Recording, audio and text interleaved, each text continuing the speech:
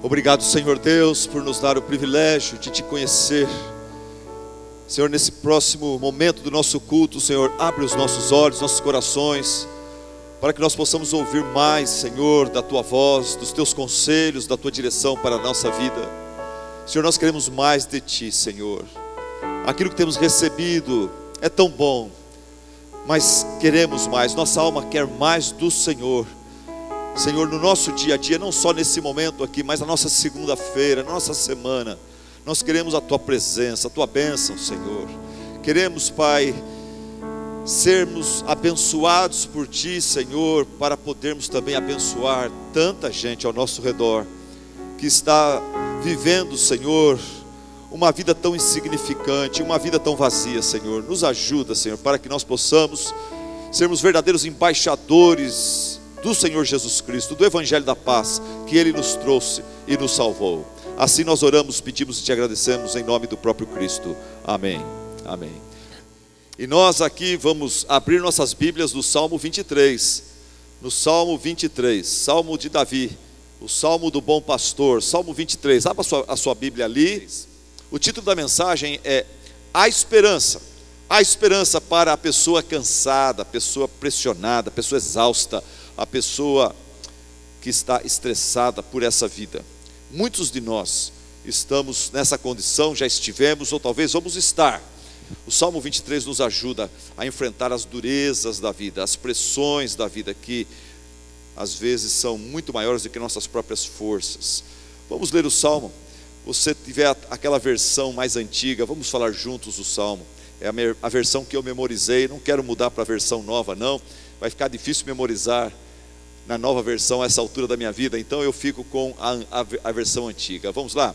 O Senhor é o meu pastor, nada me faltará. Deitar-me faz em verdes pastos, guia-me mansamente às águas tranquilas.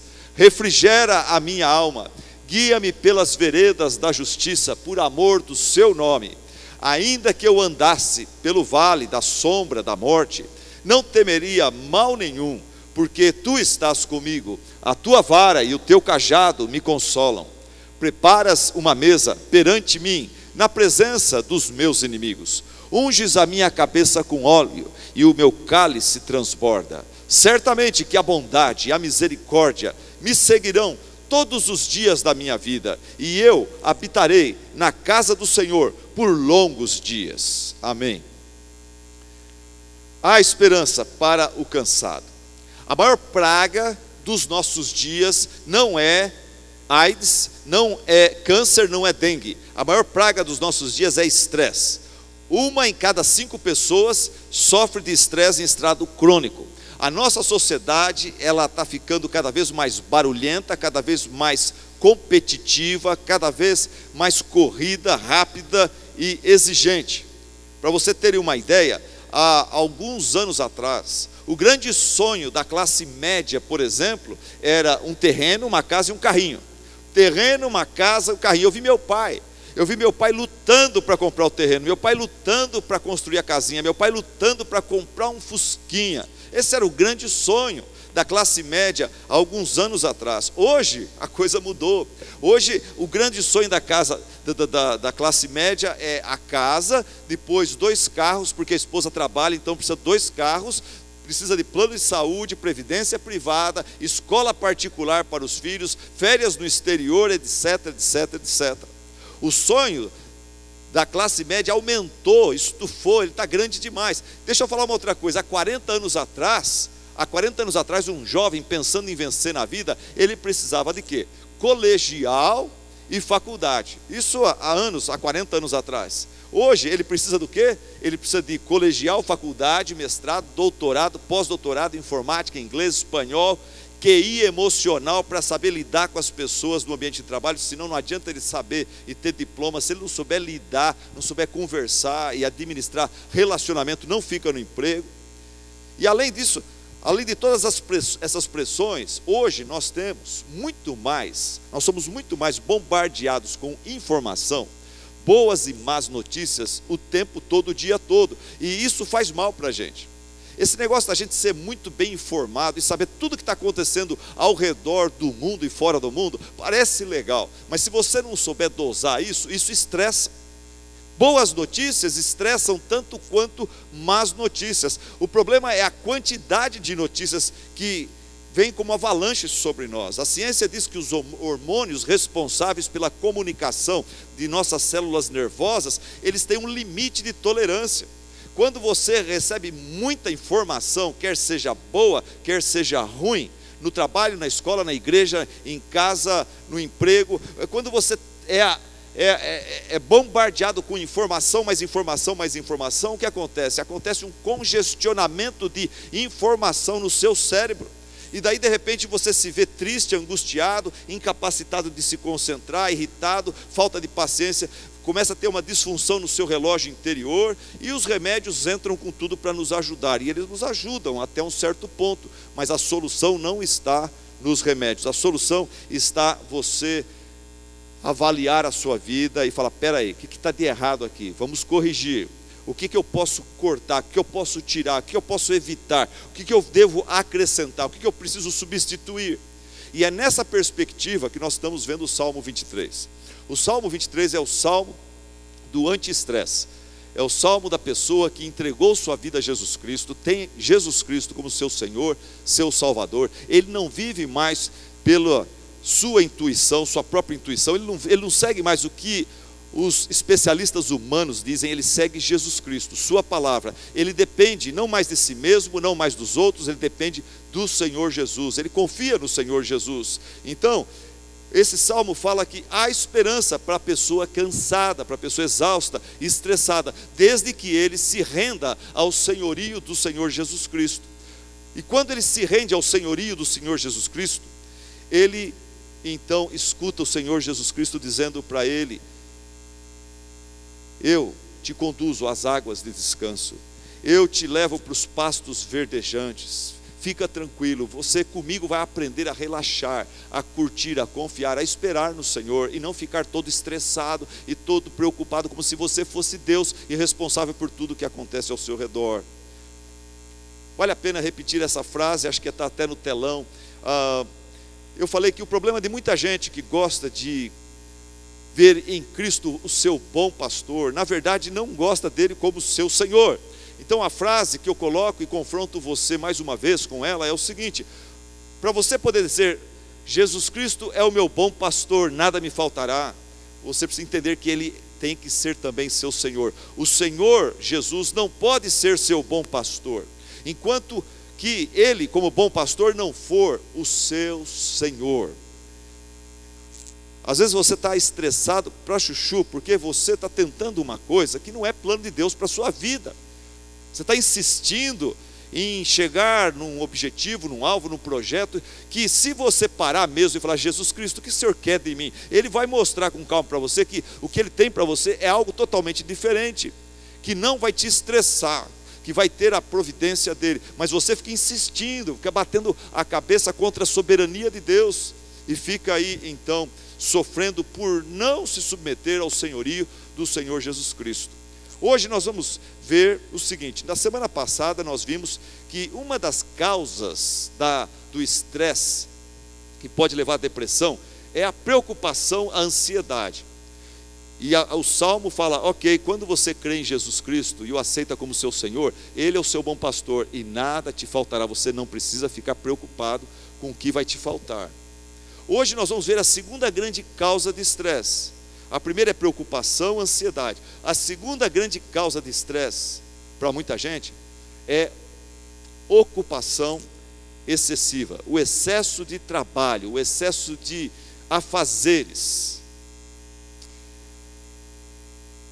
Eu sei que não é o problema de alguns de vocês. Tem gente aqui que eu preciso cutucar como pastor, incomodar você a trabalhar mais. O seu problema é que você está trabalhando pouco, e por isso você tem muito tempo a pensar e reclamar e ficar com dó de você mesmo. E o seu problema Talvez não vamos atingir nessa mensagem aqui, é uma outra mensagem para você. Mas tem algumas pessoas aqui entre nós, talvez gente que você conhece, vai poder pegar esse DVD e falar: olha, você precisa escutar isso daqui. Sabe, é o trabalhocólatra, a pessoa que só pensa em trabalhar, pessoa muito estressada, pessoa que vive dizendo: afinal, eu tenho que fazer a minha parte, pastor, se eu não fizer, quem que vai fazer por mim? Aquela pessoa que diz assim: eu trabalho 14, 16 horas por dia, fazer o quê? Alguém tem que trabalhar nessa casa. Ou aquele que fala assim com muito orgulho: eu trabalhei com uma pessoa assim, ele quase me matou, quase me levou para a UTI da Unicor lá em São José dos Campos, senhorzinho de 70 anos, mas trabalhava, e ele falava para mim: eu não tiro férias já faz 20 anos, e eu tentei seguir, eu tentei imitá-lo, eu tentei fazer igual ele. Chegou um dia que eu me encontrei num cardiologista lá em São José dos Campos, falando: eu não sei o que está acontecendo, estou com umas dores fortes aqui. Daí ele começou a conversar comigo, ele nem me examinou, ele só falou: ó, para de seguir esse velhinho aí, para de seguir esse vovô aí, ele tem um pique de vida, ele é diferente de você, esse homem, ele encontra prazer no trabalho. Você não, você precisa descansar, você precisa ter o seu tempo para futebol, seu tempo para academia, você precisa ter o seu tempo com a família, para caminhada, você precisa tempo para pescar, para orar, você não pode ficar trabalhando que nem doido, que nem ele. Daí, a partir daquele ano, meus irmãos, eu não tinha muito dinheiro na época não, mas eu decidi tirar férias, esse aí já foi, não tem problema, pode deixar. Eu peguei um colega meu que era duro também, o Rubens, a Esther, eu e a Vange, nós alugamos uma casa na praia. Quem ouve falar pensa: nossa, casa na praia. Não, é quase 1 quilômetro da praia, uma casinha bem simples, sem laje. A gente foi lá, deu uma limpada porque a coisa estava feia, fizemos as compras, as mulheres desceram depois com as crianças e nós tiramos as férias, comemos bem simplesinho. Eu lembro até hoje, as crianças, nossas filhas lembram até hoje, por dia tinha direito a comprar um sorvete à noite, quando a gente saía para passear na avenida, cada um tinha direito a um sorvete, chicabom, né? Então as meninas chupavam aquele chicabom bem devagarzinho, para não acabar. Então, mas nossas férias nós tiramos. E eu lembro que esse irmãozinho querido, que era um workaholic, um trabalhocólatra, ele passou, quando eu estava saindo de casa, finalmente vou tirar umas férias, quando eu estava saindo de casa, ele aparece todo sujo, de uma construção que nós estávamos fazendo para a editora Fiel. Ele aparece todo sujo lá para se despedir, falou: ó, boas férias, viu? Para dizer para mim: ó, você vai para a praia, eu estou aqui ralando, eu tenho 40 anos mais velho que você, eu estou trabalhando aqui. Eu me senti mal, me senti culpado de tirar férias, mas eu entendi o que esse médico falou, eu lembrei do Deus do Velho Testamento, que promoveu para o seu povo férias, promoveu festas, viagens e feriados para o povo de Israel. Então fala: Deus gosta de férias, Deus gosta de festa, Deus gosta de retiros para o seu povo. Então eu não vou seguir esse homem, não, vou seguir o meu Deus. Mas a pessoa que tem esse problema de excesso de ocupação, ele vive se gabando que eu não tiro férias, eu trabalho mais de 14, 16 horas por dia, Deus ajuda quem cedo madruga, aí essas coisas todas. Esses são os sermões, os argumentos que eles usam. Mas o salmista responde para a pessoa que quer trabalhar demais, dizendo: ele me faz repousar em pastos verdejantes e leva-me para junto das águas de descanso, das águas tranquilas. Minha vida não é só trabalhar, não. Muitos estressados são pessoas sob pressão, geralmente envolvidos com muitas atividades, gente que não consegue parar, esperar, descansar, desfrutar, relaxar, curtir. Eles são obsessivos, compulsivos pelo trabalho, pelo ativismo.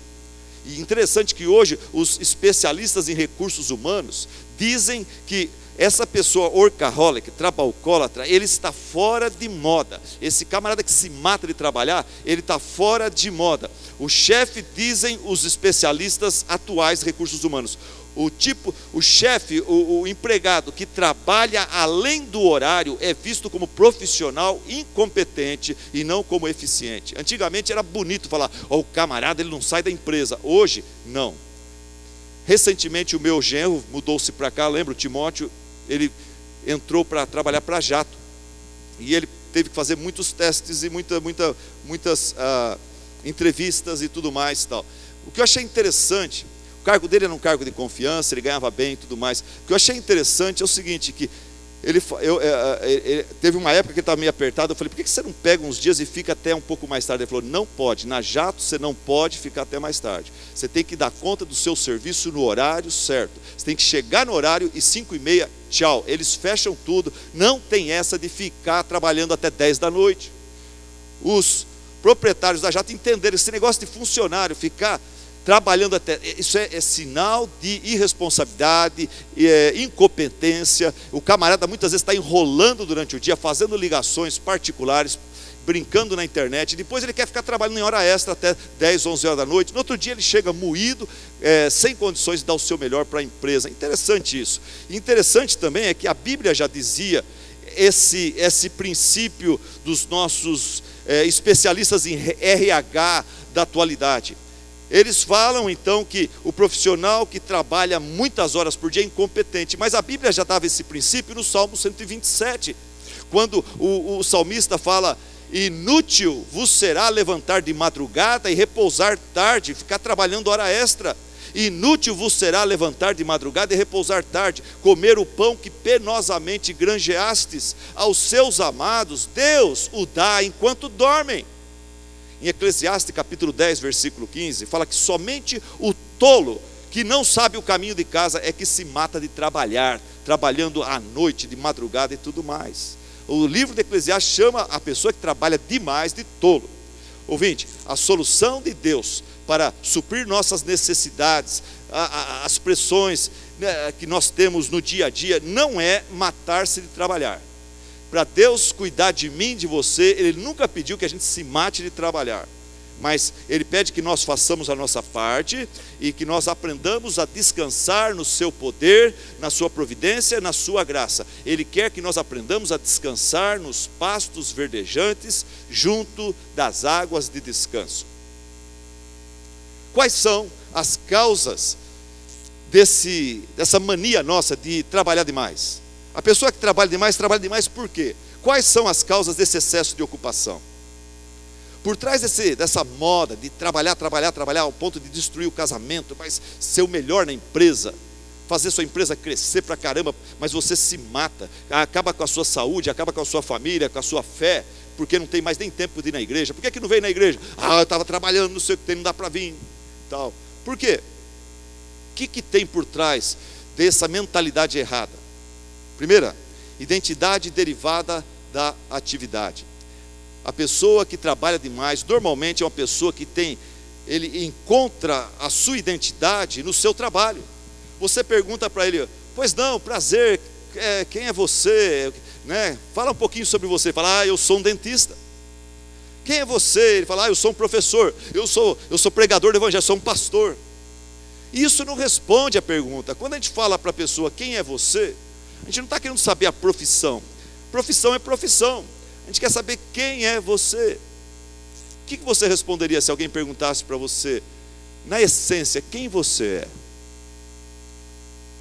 O cristão deveria ir lá no cerne da sua existência e falar, eu sou um pecador, salvo pela graça de Deus. Eu fui criado à imagem e semelhança de Deus, fui maculado pelo pecado, fui um rebelde, mas o Senhor Deus, o meu Pai, meu Criador, Ele me restaurou, Ele me buscou, Ele me alcançou em Cristo Jesus.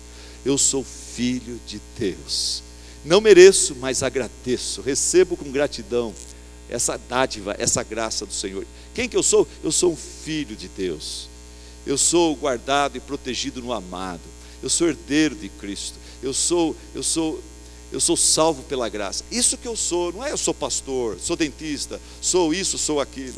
Mas a pessoa que trabalha demais, normalmente ele acha que a importância da sua pessoa está naquilo que ele faz. Pastor, por exemplo, chega para a igreja, eu coloquei esse exemplo porque eu mudei um pouco, porque eu já ouvi isso aqui na igreja, o pastor anunciar para a igreja assim, olha, nós batizamos esse grupo aqui, quero apresentar para a igreja. Ele apresenta as pessoas que se batizaram, estão entrando para a igreja. Daí ele olha para um indivíduo e fala assim, olha, esse irmão aqui é ex-goleiro do time tal, é ex-goleiro do Palmeiras. E a igreja fica, nossa igreja agora tem o ex-goleiro do Palmeiras.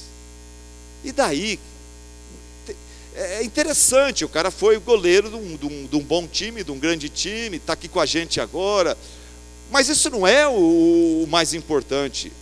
O que eu quero saber não é se ele foi ex-goleiro, se ele foi isso ou aquilo. Eu quero saber, esse homem que você está apresentando, o que é mais importante a respeito dele? O importante a respeito dele ele é humilde, esse homem é honesto, esse homem aqui, não quero saber se é ex-goleiro, eu quero saber, ele é manso de espírito, ele é humilde, ele é puro, ele é temente a Deus, ele está disposto a servir a Deus, se necessário, com sacrifício.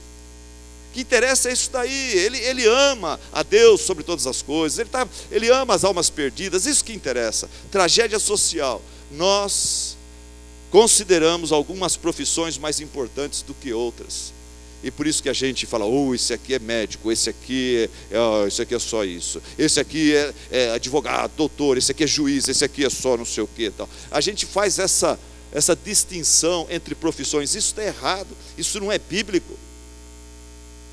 Mas é essa mentalidade que classifica as pessoas pela profissão que eles têm. Conforme a profissão ele é importante, conforme a profissão ele não é muito importante, ele não é nada importante. É essa mentalidade errada, antibíblica, que leva as pessoas a se matar de trabalhar e querer vencer na vida para provar seu valor para os outros.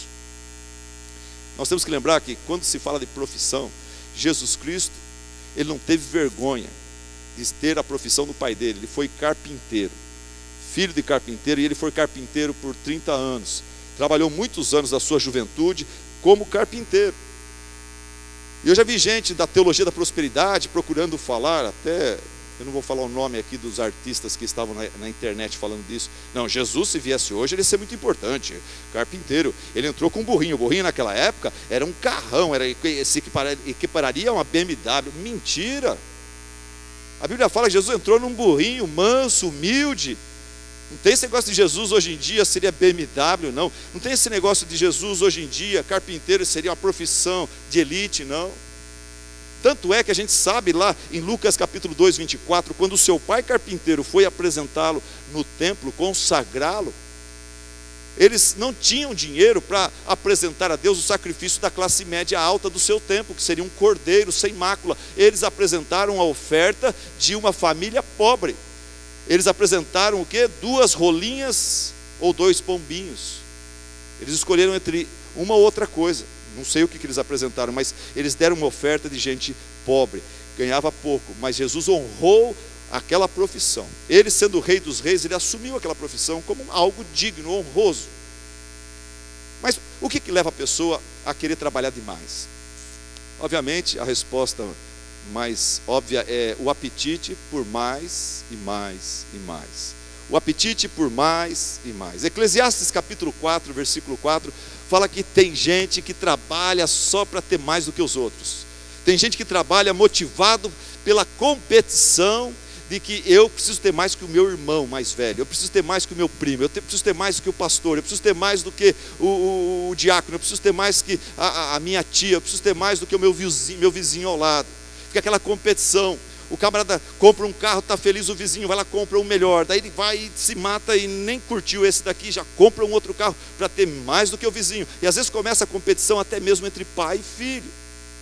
Eu já me vi nessa competição com meu pai, com meus irmãos, meio que querendo ter um carro sempre acompanhando a média dos meus irmãos. Falei, peraí, se eles têm, eu tenho que ter também. Deixei de fazer melhor investimento com os meus recursos, procurando competir com meus irmãos que nem sabiam disso. Naor está sabendo agora disso aí, está assustado, né? Naor mais velho, 10 anos na minha frente, 15 anos, né, Naor? 20 anos, né? Ele, obviamente, ele já tinha a sua empresa, ele comprava carro, e eu queria comprar um igual ao dele, para poder, tete a tete, eu vivo na mesma casa, aquilo me machucava, era competição boba. Por quê? Porque você entra nesse negócio de trabalhar para ter mais, trabalhar para quê? Trabalhar para ter mais, está errado isso. A gente tem que trabalhar para a glória de Deus. Tem que trabalhar porque o trabalho é uma vocação para a gente ser missionário, pastor, evangelista, através daquela vocação, abençoar as pessoas de várias maneiras, glorificar a Deus.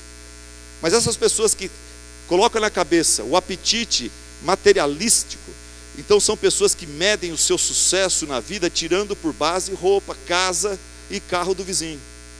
E assim a vida para eles se torna uma corrida na direção do acúmulo.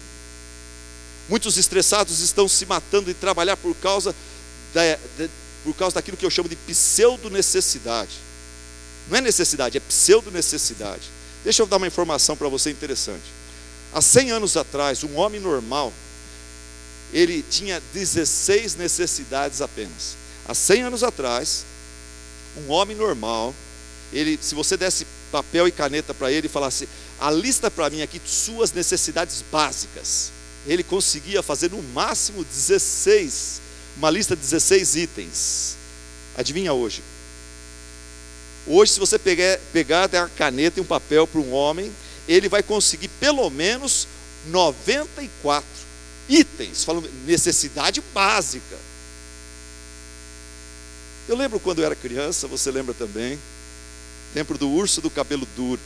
A gente tomava banho com o mesmo sabão de pedra que a mãe comprou de um homem lá, que é aquele sabão cortado na faca, o mesmo sabão que passava no corpo, você passava no cabelo também. Depois que ninguém conseguia pentear, né? Daí, o que acontece? Hoje eu fico até nervoso com a Vandia, eu falo, dá tanto trabalho tomar banho. Por isso que eu estou começando a matar uns dias o banho, porque dá muito trabalho. Você entra lá, você precisa primeiro passar um tal de shampoo. Passou o shampoo, daí você tem que passar sabonete no corpo todo. Daí você tem que passar um tal de, como que é o condicionador. Daí vai o tal do condicionador. Daí aquele negócio gruda no cabelo, parece que sujou de novo. E você passa água e não sai. Daí você tem que passar, porque ressecou tanto a pele, você ficou dentro do chuveiro tanto tempo. Daí você tem que passar um óleo Johnson, um negocinho, porque a sua perna começa a coçar tudo e fica um negócio horrível. Então, daí você sai do banho, daí tem que passar desodorante, daí tem que fazer a barba, daí tem que fazer isso, fazer aquilo. Tem uma dermatologista querendo que eu passe agora, toda hora, 3 vezes por dia, passe um creme protetor solar. Eu falei, não tem jeito, eu prefiro morrer cheio de mancha, não dá, eu não vou fazer isso não. 3 vezes por dia, que é isso? Não aguento isso, né? Enfim, as necessidades aumentaram. Há 100 anos atrás, um homem normal tinha 16 necessidades, hoje 94. Presta atenção, há 100 anos atrás, um homem normal, uma mulher normal, tinha 72 sonhos de consumo. 100 anos atrás, 72 sonhos de consumo. Hoje, 484 sonhos de consumo. Há 100 anos atrás, você ia para a melhor loja da cidade, da região, você encontrava naquela loja 200 artigos à sua disposição para você comprar. Hoje, você vai no Walmart, tem pelo menos 40 mil artigos à sua disposição para você encher a sua casa. O missionário, meu pai contava que o missionário ficou muitos anos na África, na época que não tinha ainda aviões, eles vinham para a África de navio, de barco. Esse missionário ficou muitos anos na África, daí quando ele volta para os Estados Unidos, ali em Nova York, a sua igreja, a sua família, a sua filha vai recebê-lo e leva ele para casa. Ele ficou muito tempo longe dos Estados Unidos, os Estados Unidos progrediu muito, prosperou muito, e esse missionário, então, finalmente, a filha dele, com muito orgulho, ela está bem materializada, bem materialista, ela leva o pai para ver as lojas de Nova York, a Quinta Avenida. Leva o pai e a mãe, que são missionários, estão o tempo todo no mato, agora vieram para a cidade grande outra vez, e ela leva e mostra para ele loja só disso, loja só daquilo, loja só de perfume, loja só de brinquedos, loja só de roupa e tal. E quando ela chega em casa, está todo mundo cansado, ela tira o sapato do sofá e fala, pai, e aí, gostou? Gostou, pai? E a resposta do pai foi, filha, eu nunca vi tanta coisa que eu não preciso. Eu nunca vi tanta coisa que eu não preciso. Mas é esse apetite por mais e mais e mais também que motiva a gente ao excesso de ocupação, de trabalho, de canseira, de enfado, de estresse. Dá para viver muito bem uma vida mais simples, mas você quer mais, então você vai fazer hora extra, vai fazer isso, fazer aquilo. Qual outro motivo? O outro motivo que leva a pessoa a se tornar um adepto desse negócio de excesso de ocupação é prioridade errada, prioridades erradas. Por que nós servimos a Deus? Tem que ser pela motivação certa. Tem gente que tem na vida prioridades erradas no trabalho, na igreja, E essas prioridades erradas levam a gente a se matar de trabalhar às vezes, leva a gente a canseira, ao estresse. Tem gente que se mata de trabalhar por causa da ilusão da conquista pessoal. Ilusão da conquista pessoal. A pessoa pensa que aquilo que ele tem é fruto do seu trabalho. Aquilo que eu tenho é fruto do meu trabalho. Se eu quero ter mais, eu tenho que trabalhar mais. Parece certo esse pensamento, mas ele não procede biblicamente. O que a Bíblia ensina sobre o trabalho e prosperidade, irmãos? A Bíblia ensina que o trabalho é o meio ordenado por Deus para suprir nossas necessidades. O trabalho é um meio ordenado por Deus para suprir nossas necessidades. Presta atenção, o trabalho é apenas o meio e não a causa do suprimento que a gente recebe de Deus. O trabalho é apenas o meio e não a causa. Deus é a causa de toda a bênção que você recebe. Você recebe de Deus através do trabalho. Às vezes você trabalha normal, Deus abençoa você tanto. Você trabalha dobrado e tudo mais, Deus abençoa até menos, porque você está pecando, você está deixando de estar com a família, de estar com a igreja, de estar tendo tempo para Deus, para evangelizar, para abençoar as pessoas. Você começa a trabalhar com motivo, e Deus até abençoa menos. A pessoa trabalhando mais está recebendo menos. Deixa eu falar uma coisa sobre prosperidade material. Nesse mundo, lembre-se, existem conquistas ilusórias e injustas, patrocinadas pelo diabo, pelo mal, pelo inimigo. A pessoa que se enriquece de forma ilícita, ele não é abençoado, ele está sendo amaldiçoado. Até a riqueza dele clama contra ele, diz Tiago.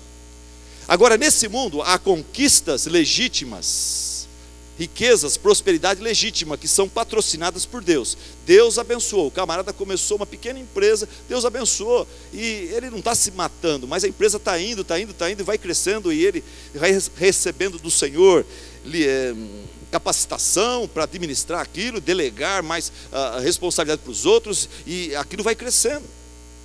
Então, nesse mundo há conquistas legítimas patrocinadas por Deus. Em Provérbios 10, 22 fala: nenhum esforço humano pode substituir a bênção divina. Você pode se matar de trabalhar, se Deus não abençoar, não vai dar em nada, você vai morrer na praia.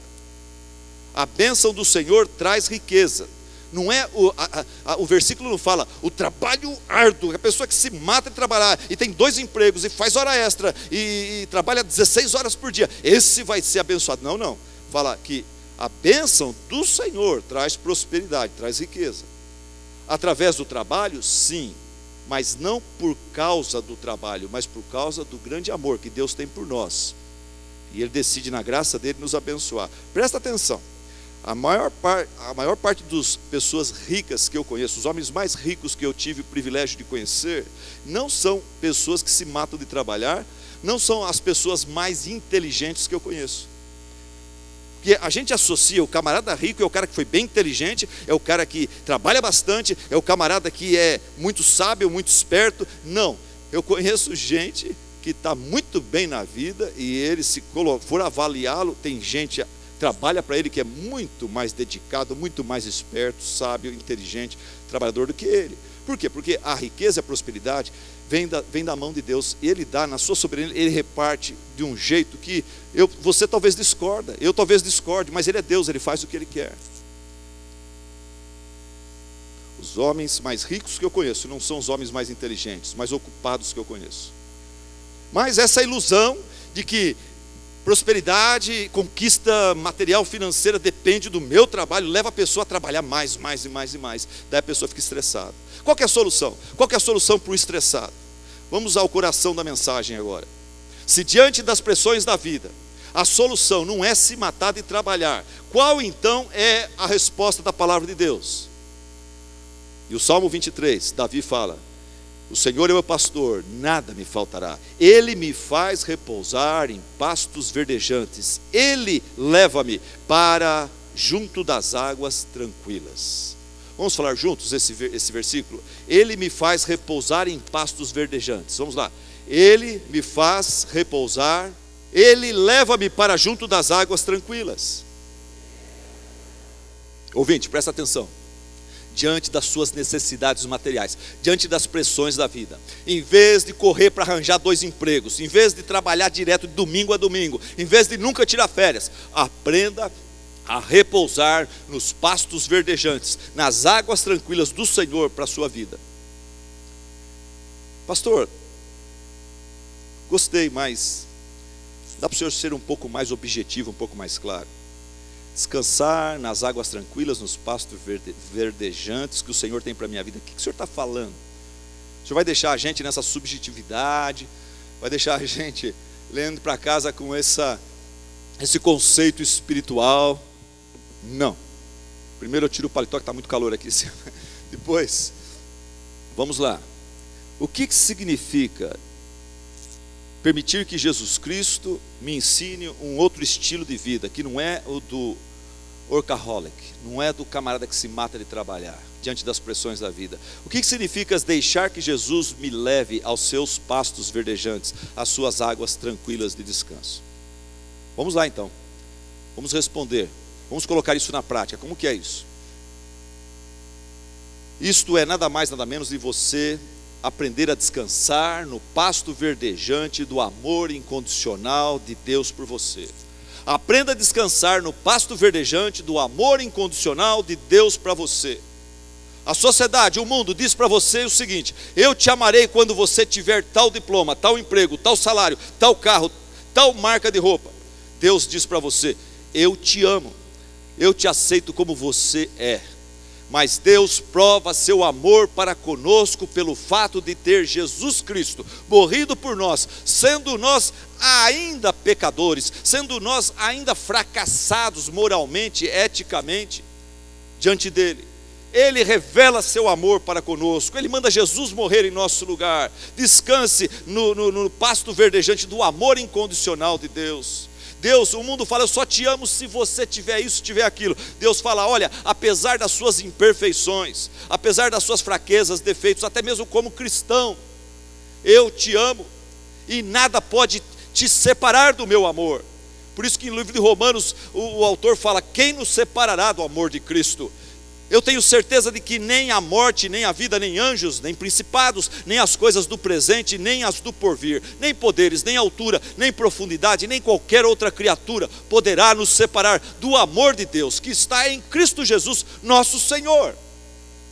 Irmão, se você não se satisfaz com esse veredito de Deus a seu respeito, nenhum outro veredito irá lhe satisfazer. Se você não encontra significado no amor de Deus por você, nenhum outro tipo de amor nesse mundo vai conseguir lhe conferir significado. Não adianta ganhar mais, comprar mais, ter mais, conquistar mais.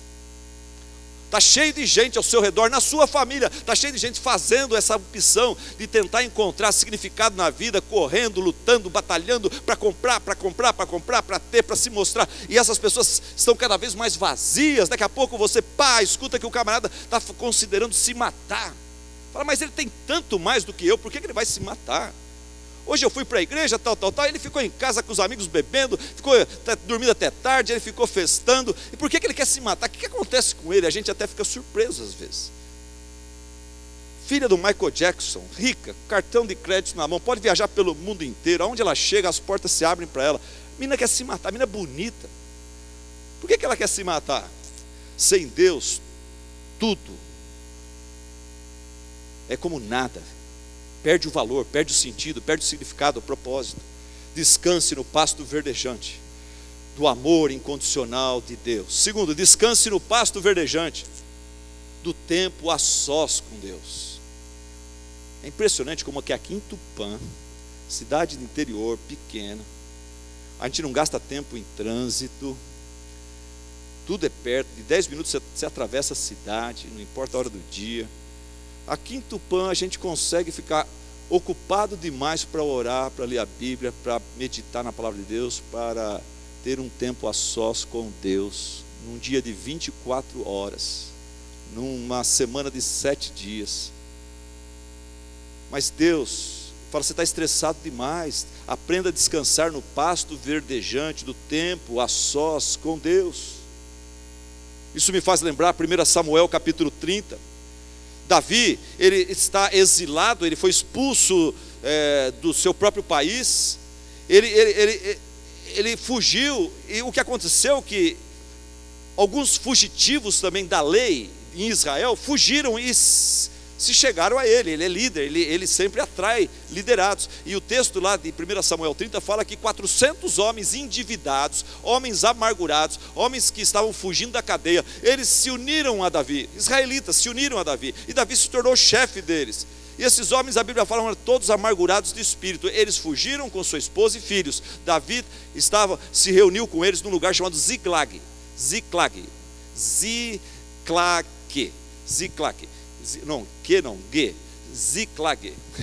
Ok, eles estão lá, Davi e esses homens. Tem uma hora lá que Davi está em território que não é dele, ele precisa ajudar as pessoas que estão dando exílio para ele. Mas eles falam, não vai nessa guerra não. Eles saem para a guerra, no meio do caminho, o pessoal fala, não, você pode volta lá, fica em Ziklag e cuida das suas famílias, suas filhas e filhos e mulheres. Eles voltam. Quando eles voltam, diz que eles chegam e Ziklag foi saqueado pelo inimigo. Tudo foi queimado, colocado no chão, e as esposas e filhos foram sequestrados. Eles não encontraram nenhum corpo de esposa e de filho morto. Então eles viram que as esposas foram levadas com os seus filhos. O que acontece? Fala que esses homens começaram a chorar em alta voz, chorar de desespero, até não ter força mais para chorar. Imagina 400 homens, mais Davi, chorando em alta voz, pela sua família, pelos seus filhos, perderam o pouco que eles tinham, já estão quebrados na vida, agora perderam tudo, e eles estão chorando em alta voz, até não ter mais força. Para piorar a situação, esses 400 homens de Davi, de repente, eles começam a enxugar as lágrimas e recobrar as forças, e começam a falar um com o outro que a culpa de tudo aquilo é de Davi. E eles começam até a falar em matar Davi e eliminá-lo. Daí a Bíblia fala que Davi, debaixo desse estresse, preocupação, pressão, angústia, a Bíblia fala que Davi ficou profundamente angustiado. Eu imagino, profundamente angustiado. Agora, o que Davi fez nesse momento de profunda angústia na sua vida? Presta atenção, o que Davi fez? Porque um dia você vai estar angustiado. O que você vai fazer? Davi saiu correndo para procurar 2 empregos, para pedir hora extra, para virar a noite trabalhando e tal. Não, o que ele fez? A Bíblia fala no capítulo 30 de 1 Samuel, no versículo 6, fala: e Davi fortaleceu-se no Senhor, o seu Deus. Não sei como que aconteceu isso, mas ele deu um jeito de se afastar daqueles 400 liderados que queriam matá-lo. Ele deve ter arranjado um canto, arranjado um lugar para se ajoelhar, se prostrar e se fortalecer no Senhor, o seu Deus. Davi retirou-se. Com certeza lá ele chorou, e chorou na presença de Deus. Ele não ficou reclamando com todo mundo, ele foi chorar na presença de Deus. Daí o que ele fez lá? Ele deve ter clamado pela misericórdia do Senhor várias vezes. Ali ele buscou a presença do Senhor, e ali ele foi restaurado. Deus o encontrou naquele momento de retiro espiritual, como Ele sempre encontra a todos nós que um dia quisermos buscá-lo de todo o coração. Nós vamos encontrar Deus lá naquele quarto, lá naquele escritório, lá naquele quintal, lá naquele lugar que você escolher para buscar o Senhor, fazer o seu retiro. Buscar-me-eis e me achareis, quando me buscardes de todo o seu coração. Davi fez isso, e ele encontrou, Deus encontrou-se com ele, e ele foi restaurado. Mais tarde, no Salmo 94, versículo 19, Davi, relatando sobre essa sua experiência, ele diz assim: quando a ansiedade, quando o medo já me dominava no íntimo, o teu consolo trouxe alívio à minha alma. Nesse mundo estressado, aqui de Tupã, encontre um lugar de retiro espiritual, meu irmão. Na sua casa, no seu trabalho. Saia para fazer caminhada, não tanto para ficar emagrecendo, saia para fazer caminhada para falar com Deus, conversar com Deus. Tem homens na nossa igreja que saem para dar pedaladas, e eu conversei com alguns deles muito tempo atrás. Eu falei: e aí, você gosta de pedalar? Eu não gosto, eu gosto de futebol, que está junto com outros homens, a gente tem a sociabilização lá. E o irmão falou, não sei se foi o Dark, falou: olha, enquanto eu estou pedalando, é uma delícia, eu vou falando com Deus. Isso é você aprender a descansar no pasto verdejante do tempo a sós com Deus. Se a gente às vezes paga para ter uma hora com um psicólogo, um ser humano, para encontrar naquela conversa algum alívio e direcionamento, você imagina quando você encontra com o Rei dos Reis por uma hora? Quanta bênção, quanto alívio, quanto descanso, quanta orientação, quanto fortalecimento. Eu nunca vi alguém saindo de um retiro espiritual, alguém que foi lá com bons propósitos, sair de lá vazio, sair de lá falando, não valeu a pena não, foi ruim, hein? Fiquei ajoelhado lá 2 horas, tal, não foi bacana, sabe? Perdi meu tempo. Nunca vi. Estou entre evangélicos há 50 anos. Nunca vi um cristão sair do seu momento a sós com Deus da mesma forma que ele entrou. Sempre a pessoa sai, que bênção, que delícia, que refrigério. A pessoa sai outro de lá. Então nós precisamos aprender a descansar nos pastos verdejantes do tempo a sós com Deus. Precisamos aprender a descansar no pasto verdejante da providência de Deus. Descansar no pasto verdejante da providência de Deus. Providência. O mundo fala sobre sorte e azar. O mundo fala sobre coincidência e acaso. O mundo fala sobre por acidente. Não existe isso. Tudo na vida do cristão é providência. Quando o bom pastor se torna o nosso Senhor, nós sabemos que todas as coisas agora contribuem juntamente para o bem daqueles que amam a Deus. Então, a vida não é mais uma questão de sorte e azar, não é mais uma questão de, vamos ver o que vai dar. Não, há propósito, há cuidado, há bênção, há providência. Eu gosto muito do o Provérbios 19, 21, que fala, muitos são os planos do coração do homem, mas o que prevalece é o propósito do Senhor. O Senhor, Ele tem um propósito, para a minha vida, para a sua vida, para a vida dessa igreja. Ele tem um propósito. A gente precisa em oração só achar esse propósito. Não é levar Deus em oração, e eu vou orar, eu vou gemer, e eu vou torcer o braço de Deus, vou levar Ele a me dar a namorada que eu quero, vou levar Ele a me dar o emprego que eu quero, vou levar Ele a fazer aquilo que eu quero. Não é isso. Deus é muito maior do que a nossa sabedoria. Por isso que Jesus nos ensinou a orar. Chega para Deus e fala, Pai nosso que estás no céu, santificado seja o teu nome, venha a nós o teu reino, seja feita a tua vontade na minha vida, assim como ela é feita lá nos céus. A sua vontade é boa, perfeita, agradável. Se eu estou infeliz é porque eu estou fora da sua vontade. E na oração, conforme você vai orando, já aconteceu comigo, deve ter acontecido com você. Você não muda Deus, mas Deus te muda. Você entra na oração brigando com Ele por causa de um carro. Eu lembro uma vez, entrei na oração brigando por Deus por causa de um carro. Deus me abençoa, me dá esse carro, eu quero e tal. Antes de haver teologia da prosperidade, eu já tinha desenvolvido a minha própria. Eu estava lá na igreja batista do Carandiru, falando, Deus, se você fizer isso, eu prometo que eu vou ler a Bíblia toda, não sei o que tem, querendo negociar com Deus, querendo forçar Deus. E no meio da oração, eu fui meio que desanimando com aquele carro, eu fui enxergando coisas que outros amigos falaram, olha, esse carro IPVA é muito alto, seu salário é muito baixo, não sei o que tem, é melhor você não pegar esse carro, esse carro para vender depois, não sei o que tem. E no meio da oração, Deus foi me convertendo, e eu vendo com mais sabedoria uma coisa que eu estava meio apaixonado. Na oração caiu aquela febre da paixão, caiu por terra, e eu saí, Deus, eu estou contente com o meu Fusca, obrigado, só me ajuda a ter sempre dinheiro, colocar gasolina nele. Naquela época não tinha gasolina, que tinha de irmãos, né, que tinha de irmãos que vinham para a igreja e depois na hora de ir embora não tinha gasolina, e os postos fechados sábado e domingo. Lembra desse tempo de crise? Eu falei, Deus, me dá só dinheiro para eu colocar gasolina. Tendo Fusca e dinheiro para colocar gasolina, está muito bom, né? Está muito bom, não precisa ter o outro, tal. Mas vamos lá, aprenda a descansar no pasto verdejante da providência de Deus. Saber que você não é um menor abandonado, você não é um andarilho existencial sem pai, sem menor. Você tem um pai, Ele cuida de você, Ele cuida do pássaro, Ele cuida da planta, Ele cuida do lírio no campo, Ele cuida do pardal. Você acha que Ele não vai cuidar de você? Ele já mandou Jesus Cristo morrer na cruz para o seu lugar. Fica tranquilo. Você não está entendendo nada, mas Ele sabe o porquê de tudo. Fica tranquilo, descansa. E é porque cremos nisso, é que nós cantamos quando vamos visitar pessoas que estão aflitas. Quando vamos visitar uma pessoa como a irmã Teresa, que está lá naquela luta pela vida, nós cantamos o quê? Aflito e triste coração, Deus cuidará de ti. Por ti, Deus opera a sua mão, sim, Ele cuidará de ti. Irmãozinho, na dor cruel, na provação, Deus cuidará de ti. Socorro dá salvação. Por quê? Porque Ele cuidará de ti. Vamos cantar juntos?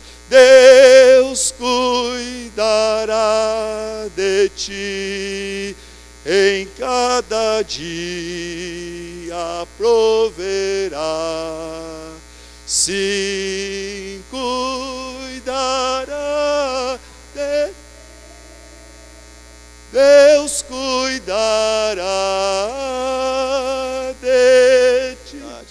Mas eu tenho que terminar a mensagem que fala: aprenda a descansar no pasto verdejante do sábado bíblico. Aprenda a descansar no pasto verdejante do sábado cristão. Êxodo capítulo 20, versículo 8, o quarto mandamento. Deus fala para mim e para você, seu povo: lembra-te do dia de sábado para o santificar, o separar. 6 dias Deus dá para você. Nos 6 dias você trabalha e faz toda a tua obra, mas o 7º dia é o sábado do Senhor teu Deus. Não farás nele nenhum trabalho, nem tu, nem teu filho, nem ninguém dentro da tua casa. Por quê? Porque em 6 dias fez o Senhor os céus e a terra, o mar e tudo que neles há, e ao 7º dia Ele descansou. Por isso o Senhor abençoou e santificou o dia do sábado, que para nós é o domingo, porque foi nele que o Senhor Jesus Cristo ressuscitou, e foi nele que através da história a igreja tem guardado e tem tirado para descansar fisicamente e espiritualmente. Em outras palavras, decida tratar o sábado cristão como o momento, o dia mais importante da sua vida, da sua semana. Diante das pressões da vida, não abra mão dessa bênção. Jesus Cristo falou que no domingo, no sábado cristão, a única coisa que você pode fazer, se for ter que fazer, são obras de caridade e obras de necessidade. Se você é policial, se você é enfermeira, médico, bombeiro, você tem que trabalhar no sábado. Se você é escalado, a população depende, é uma obra de necessidade, é um trabalho de necessidade. Sábado, domingo, você pode deixar de vir na igreja, estar com os irmãos, se você tem um trabalho desse tipo. Outra coisa, Jesus falou, domingo você pode também faltar na igreja, se tem uma obra de caridade. Se o seu vizinho teve a casa inundada, está doente, precisa da sua ajuda, você pode deixar de vir na igreja, porque você vai estar ajudando o vizinho, sem ganhar dinheiro nenhum ali. Mas esse negócio de deixar de vir na igreja, para poder ficar assistindo jogo da Copa, ficar cuidando de um lazer seu, jogando bola, fazendo isso, fazendo aquilo, isso está errado. Aprenda a descansar no pasto verdejante do sábado cristão. Do sábado cristão. Deus te criou, meu jovem. Deus te criou, meu querido ouvinte, minha amada ouvinte. Ele conhece a sua estrutura. Ele sabe que você precisa de 1 em 7 dias para descansar fisicamente, sair da rotina, para arejar. Você precisa de 1 dia em 7 para refrigerar a sua alma num encontro com a família de Deus em adoração. Em adoração, Deus sabe que você precisa, num dia de forma especial, buscar a Ele, que é o motivo de todas as coisas. Deus sabe que você precisa receber de Deus conforto, orientação e instrução. Deus sabe que pelo menos 1 dia em 7 você precisa parar tudo para contemplar sua glória, seu amor, poder, graça, soberania, providência, verdade.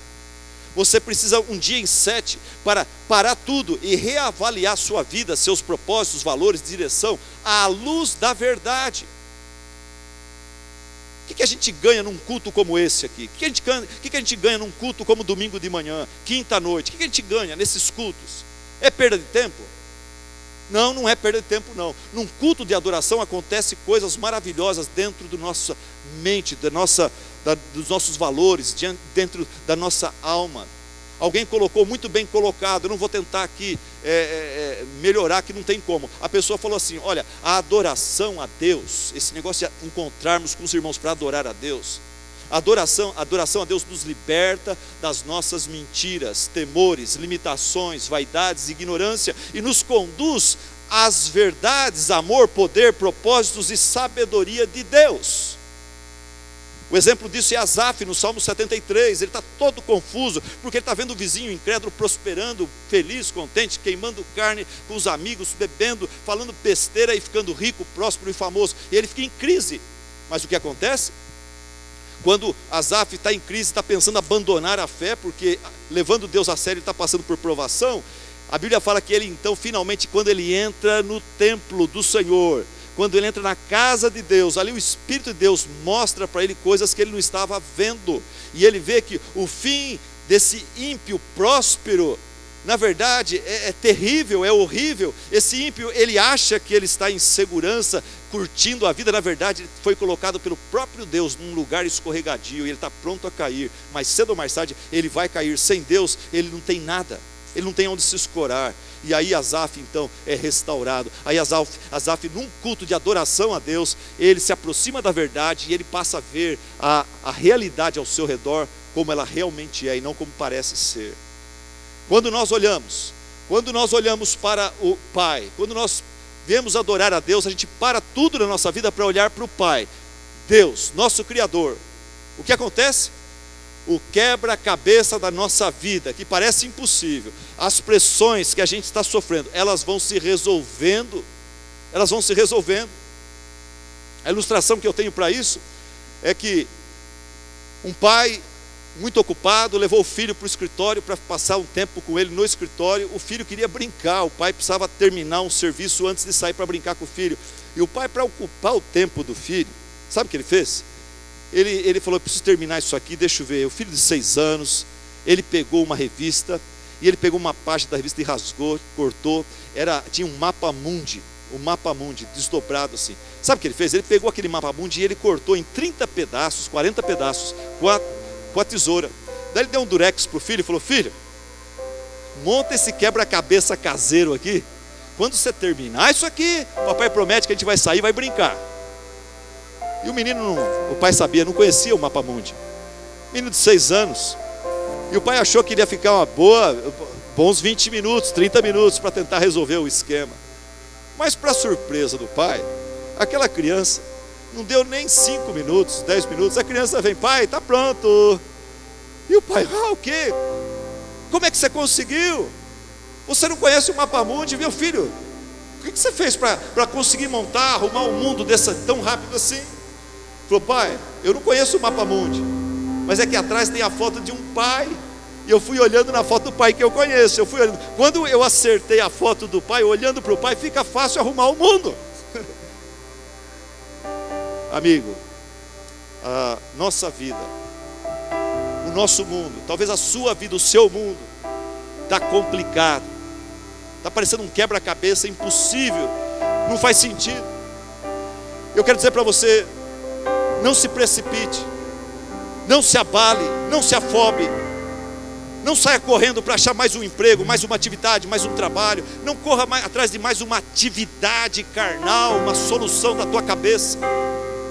Mas deixa Jesus Cristo fazê-lo repousar nos pastos verdejantes, levá-lo para junto das águas de descanso, do seu amor incondicional, das delícias de um momento a sós com Deus, da força e beleza da sua providência, das águas tranquilas de descanso, da bênção do domingo, do sábado cristão, que é o domingo. E quando você então começar a olhar mais para o Pai, vai ser fácil você montar o quebra-cabeça da sua vida, vai ser muito mais fácil. Vamos ao nosso momento de intercessão. Vamos ficar em pé. Quem quiser, vem à frente e vamos colocar nossas ansiedades, nossos estresses diante do Senhor, diante do nosso bom pastor, porque Ele tem cuidado de nós. E nós vamos orar, encerrando o nosso culto.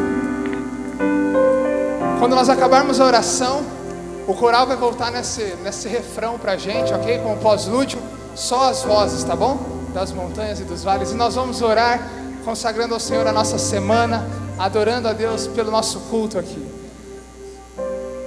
Querido Deus, amado Pai, ó bom pastor, nós exaltamos o Teu nome, Senhor, por essa noite. Exaltamos o Seu nome, Senhor, porque o Senhor, mais uma vez, com toda a Tua grandiosidade, ó Deus, o Senhor falou aos nossos corações. O Senhor tem nos moldado conforme o caráter de Cristo, e nós rendemos a Ti, Senhor, toda a honra e toda a glória, Senhor. Nós queremos, Senhor, por onde quer que passarmos essa semana, exalar o bom perfume de Cristo, Nos ajude, Senhor, a descansar em Ti. Tribulações virão, momentos difíceis virão. Nos ajude, Senhor, a confiar em Ti. Nos ajude a repousar em Ti. Nos ajude a nos alegrar em Ti. Senhor, nos cerque com o Teu amor, ó Deus. Nos conduza na graça de Jesus Cristo. E nos encaminhe na comunhão do Teu Santo Espírito. É a oração da Tua igreja, em nome de Jesus. E a igreja diz: amém. Uma boa semana a todos vocês. Deus os abençoe, em nome de Jesus.